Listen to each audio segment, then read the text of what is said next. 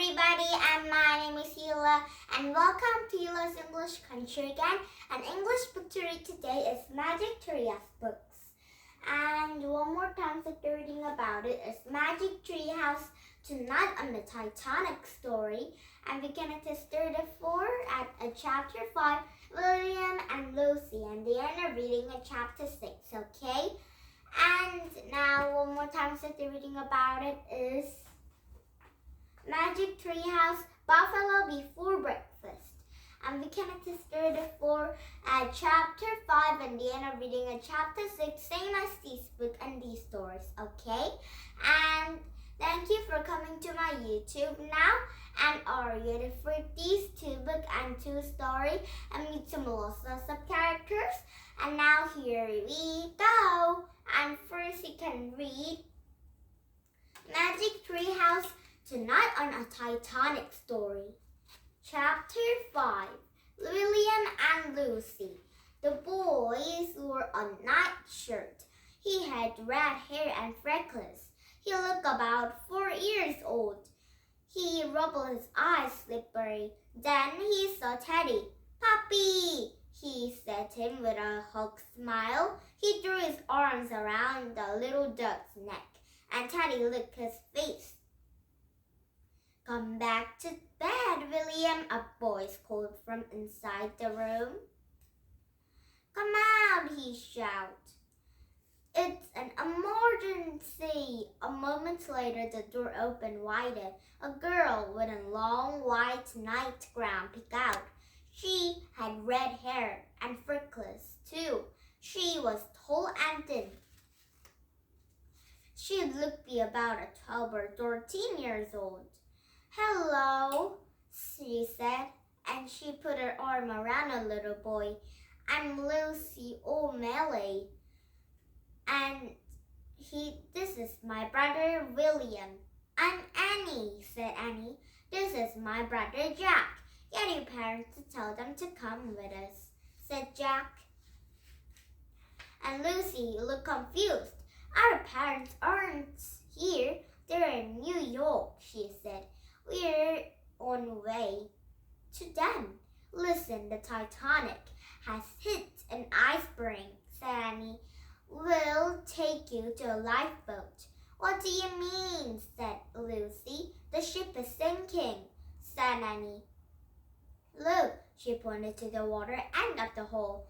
"Oh no," cried Lucy. "Don't be afraid," said Jack. "Just get your coats and life belts, and don't have much time." And Lucy nodded. Then she went back inside the room and came out with their things. Lucy pulled the coats and her life belt, and Annie helped William on his own. "Let's go," said Jack. "Wait, can Teddy fit in your knapsack?" said Annie. "Try," said Jack. And Annie slipped in a little duck on a ladder knapsack on Jack's back. Only Teddy's front paws had stuck out. "Oh, stay there, honey," said Annie. She kissed the Teddy on the nose. And Jack didn't feel an extra weight to his knapsack. A little duck felt as light as air. "Oh, wait, I forgot something," said Lucy. "We don't have time," started Jack. But Lucy rose back to her room. "Hurry!" shouted Annie. And Lucy came out. Jack saw her slip something in a coat pocket. Then she grabbed William's hand. "Ready?" said Jack. Suddenly he felt freezing water brush against his shoes. And he looked down. A green sea water was slowly moving down the hole. "Earth, earth!" barked Teddy from Jack's pack.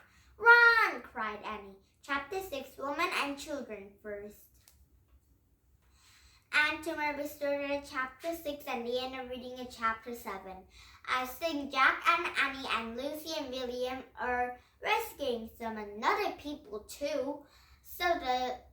So people didn't go down the water and sink like a ship. And tomorrow we started at chapter 6 and the end of reading at chapter 7. Women and Children first story. Okay, and now one more chance to reading about it is Magic Treehouse, Buffalo Before Breakfast. Chapter 5, Sunlight and Midnight. The wolf had yellow eyes and sharp teeth.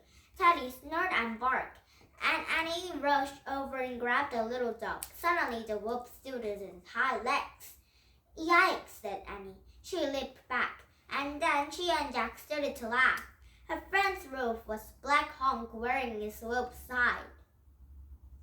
His head came out through a slit near Wolf's neck, and he gave Jack and Annie a little smile. Oh, there was a great wolf suit, said Annie. Why do you wear that? Said Jack. The wolf was the most powerful hunter of a buffalo, said Black Honk. When I heard a skin, I felt it strange. Wow, said Annie. The Black Honk looked at his grandmother. May I show them in a buffalo now? He said. Only show, said grandmother. Do not hunt. We have enough meat today. She looked around at Jack and Annie. Look, us never take more buffalo than we need, she said. That's good, said Annie. Black Honk handed a wolf skin to grandmother and then ran glazing his ponies. Annie grabbed his hair 2 ponies and black, 1 yellow, and over to Jack and Annie. Hi, Moonlight, hi, Sunlight, said Annie, naming his ponies, and she patted their nose. Annie whispered Jack, how are we going to ride down the saddles or reins? Just hold to their manes, she said. Grip with your legs, watch, said he, threw his arms in Moonlight's neck, and she slid over to a pointy back of him and pulled herself up. I'll carry Teddy in her back, Annie said, and Jack picked to his tummy and slipped him to inside a ladder bag. He handed it to Annie. The two hung over his shoulder, and Teddy's head picked out of his back. She barked. Get it on, Moonlight, said Annie. The pony started to walk away. Wait, said Jack. He turned her back and there were just a few questions. And Black Honk let out in a wide whoop and wolf too. And Jack took a deep breath. He threw his arms around Sunlight's neck. He was slung his legs over a pony block, and the pony started to move. Wait, he said. He hopped on her 1 foot and tried to keep up, and the pony stopped. And slowly, Jack pulled himself to his Sunlight back. He grabbed the pony's mane, and then he carefully reached up and pushed his glasses into place. And he looked around his shoulder, and grandmother was watching, and he noted them.